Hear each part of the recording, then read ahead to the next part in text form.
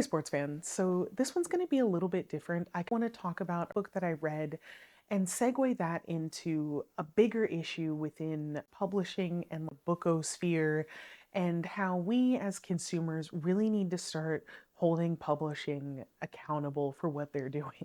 The last book that I read in 2025 was One Dark Window by Rachel Gillig, and I hated this book. Listen, if you loved this book, I'm so happy for you. More power to you. This is not the video for you, babe. If you loved it, if you're a stan, that's great, but you're not gonna like anything I have to say. You've been warned, this video is not for the author and this video is not for fans. One Dark Window, let me just give you a recap. One Dark Window is about a young woman named Elspeth Spindle. She lives in a kingdom called Blunder that is cut off from the rest of civilization by a mysterious magical mist. If you travel into the mist without this like special talisman, you go mad. It is almost instantaneous. You start to go crazy and you wander off to your death. The Kingdom of Blunder has two types of magic, the first of which are literal physical prophet cards or tarot cards that the person who wants to use the magic can tap the card 3 times, use this very, very specific magic, and then tap it 3 times again to end the spell. Anybody can use them, and if they're used, they do come at like a great personal cost or harm. The second type of magic comes about through a fever. It's only described as the fever. I think only children get it. The king has sown a lot of hate and demonization of anybody who gets this fever. So if a child has the fever, they are taken to the castle and immediately put to death. If you somehow manage to survive, then you have a magical ability. The magical abilities are almost identical to the cards. They're extremely specific and they have a high cost for the person who has the ability. Elspeth's ability is that when she touches a prophet card, she absorbs something about the card. It says that she absorbs the magic in the card, but she doesn't because the card still works. So she touched a nightmare card and immediately a ancient kind of malevolent spirit began to inhabit her mind. He literally lives in her head and he talks in like these very juvenile riddles. He doesn't really say much of anything. Somehow she has had this guy living in her head, literally living in her head. Like she says, I could feel his claws or I could see his fur in her mind. She doesn't know anything about him. He has been living in her head for a decade when we meet Elspeth in this book, and she doesn't know anything about him. He knows everything about her because he sees her life through her eyes.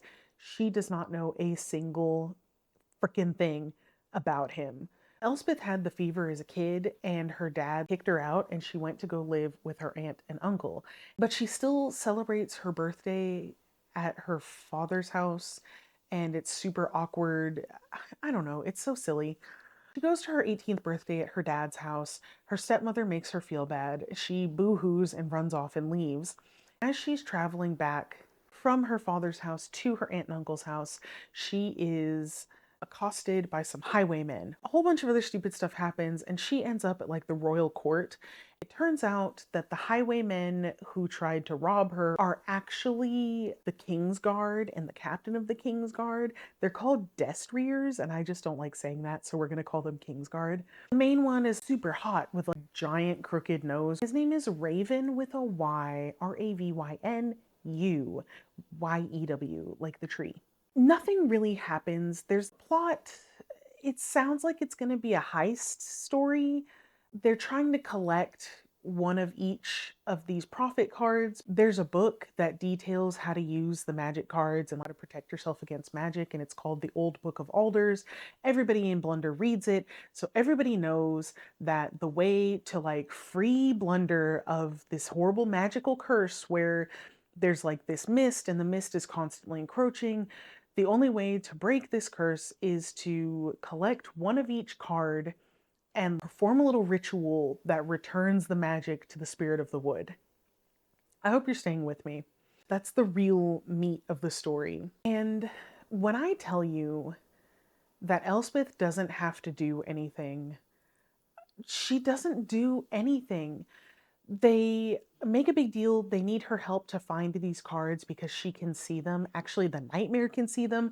Elspeth doesn't have anything particularly special going on about her, but the nightmare can see prophet cards. They emit light that he can see, and she can see it through his eyes. So they want her help. One of the first things that she has to do is have a brunch with the wife and daughters of a guy whose card they want to steal. And quite literally, they are like, oh, the daughters are very chatty. Try to coerce them into telling you where the card is. Homegirl is like, my dad has a BFF card. It's so boring. Does your dad have any cards? Oh yeah, actually he does. He carries it on him all the time. And that's it. She found the card. It literally happens in like a paragraph. And that is the whole book. The whole book happens like that. There seem to be no real obstacles. There's conflict, but it doesn't feel like conflict because nothing is happening. Nothing matters. There's a very strange, forced love story between Raven and Elspeth. It's very boring. It's very childish. It reads like a 14-year-old girl's diary. I really, really, really didn't like this book. One of the first things that I clocked, and I knew that it was going to be very detrimental to my perception of this, is the gray eyes. Raven's gray eyes and Elm's green eyes. You may see many tabs, annotations in this book. These annotations, every single one of them, is a mention of his gray eyes or his green eyes. Now, they were color coded, but I started to run out of tabs because I don't usually annotate my books. I threw color coding to the wind and I just put a tab every time it was his gray eyes, his green eyes. Dark shadows nestled beneath his green eyes. Hawk's green eyes, wide grey eyes, Tracy's glasses, his grey eyes, lost Raven's grey eyes, wide glasses, his grey eyes measuring wide, Raven eyes measuring, his green eyes, Raven used green eyes, his green eyes narrowed, his grey eyes unreadable, his green eyes filtering from green eyes flickering, his grey eyes, he watched the flash of rage, his green eyes, saw grey eyes, his green eyes, searching his green eyes narrowed, his green eyes, something reached wide, his green eyes shot, his green eyes roving. His gray eyes are clear. Raven and Emery's gray eyes. His gray eyes widened. His gray eyes narrowing. Beautiful.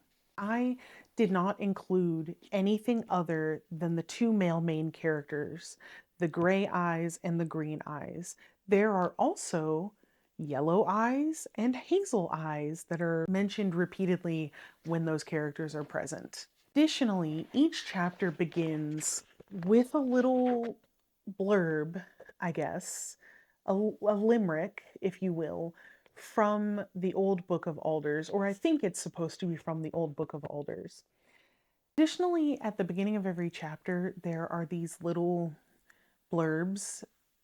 They're like a cute little rhyme. I think that they're supposed to be bits from the Old Book of Alders. It doesn't say that. It never clarifies where these are coming from. But I can't, they're very difficult to describe, so I'm just going to read you two of my favorites that I just picked randomly. This is chapter 6. The highwayman meets the hangman. Behind the mask, the highwayman carries 2 eyes for seeing, 2 ears for hearing, and 1 tongue for lying. There is no second chance for the cut purse. The highwayman meets the hangman. And then that phrase is repeated over and over and over throughout the book, like in conversation.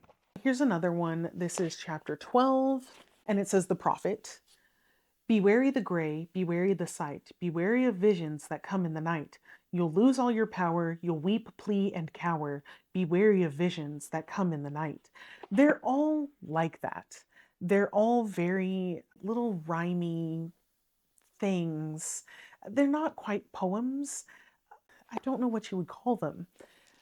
The nightmare also speaks in these ridiculous little rhymes. It gets very exhausting because he will say the same rhyme more than once as like a response to a question that Elspeth has asked. It's truly obnoxious. Now, I don't want to just harp on this book and talk about how bad it is or how much I didn't like it. What I'm wanting to get at is that this book and books like it are indicative of a much larger problem in publishing. This is not good. This should not have been published. I'm very sorry if that sounds unkind, but the reality is that this is not published work quality. This is a first draft. This is a rough draft. It should have been someone's job to edit this work and build it into something that is worthy of publishing and that is worthy of putting on a bookstore shelf and selling to consumers. This is not good. And I, for one, am very tired of picking up books that are just not good. Books that should not have been published, books that maybe they had a great premise. This book has potential. The most upsetting thing of all is that there's potential. The world is interesting. The premise is okay. The magic system is unique. I haven't seen a magic system like this personally. It has potential, but the execution is so painfully god awful that I hate it. And I won't be reading anything from Rachel Gillig ever again because someone dropped the ball. It was someone's job to read this and say, I like what you have, but this is not ready. Rewrite it and come back to us. It is either her job or the publisher's job. I don't know because I'm not in publishing, but someone should have been editing this work and sending it back to her and getting new drafts. This probably could use 2 more years of edits and rewrites, and it might actually be like a 3-star book. I don't know if it's really exclusively the fault of publishing or if it is also the fault of readers because I see this book recommended so much. I see people talking about it all the time, especially on Instagram. I don't have TikTok, but I think it's also a TikTok darling. These books are so bad.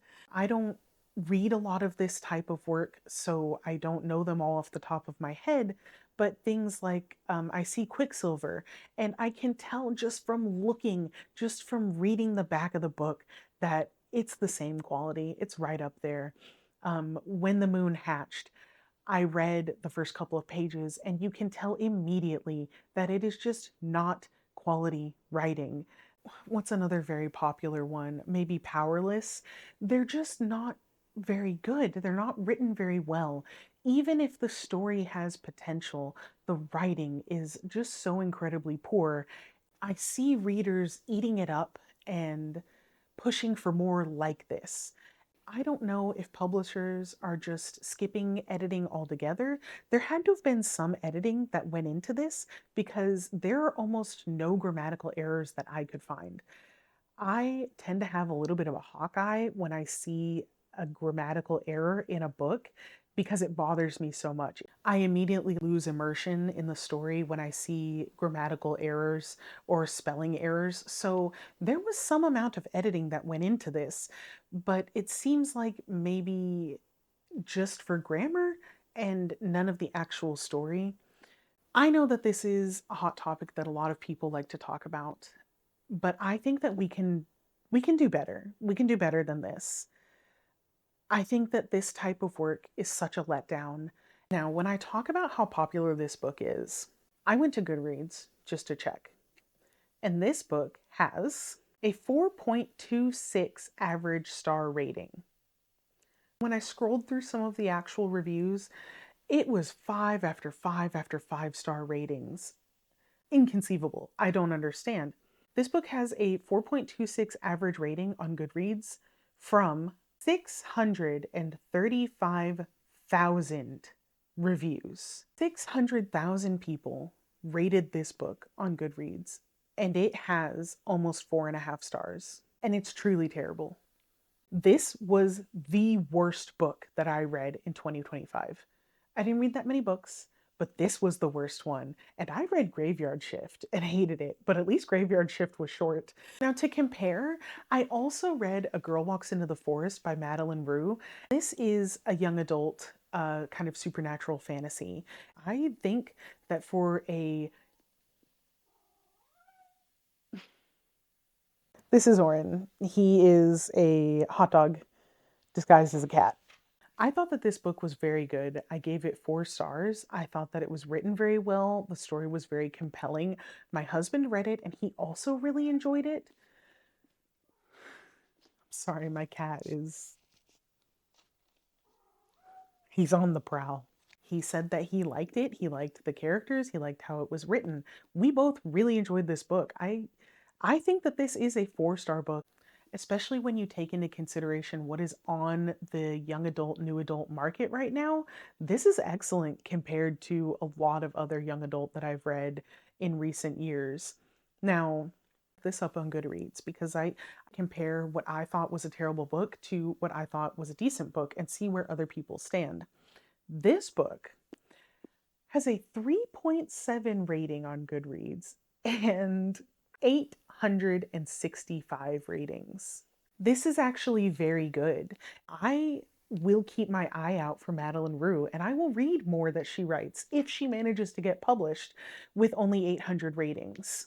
I told my husband these numbers and he was flabbergasted because he really liked this and he was shocked that only 800 people on Goodreads had rated it. It's very good. This is very bad. I don't know the real solution to this problem. I don't know how to tell the publishing world that we need editors, that we need rewrites, and we need multiple drafts, and you can't just pump something out because TikTok enjoys these types of books.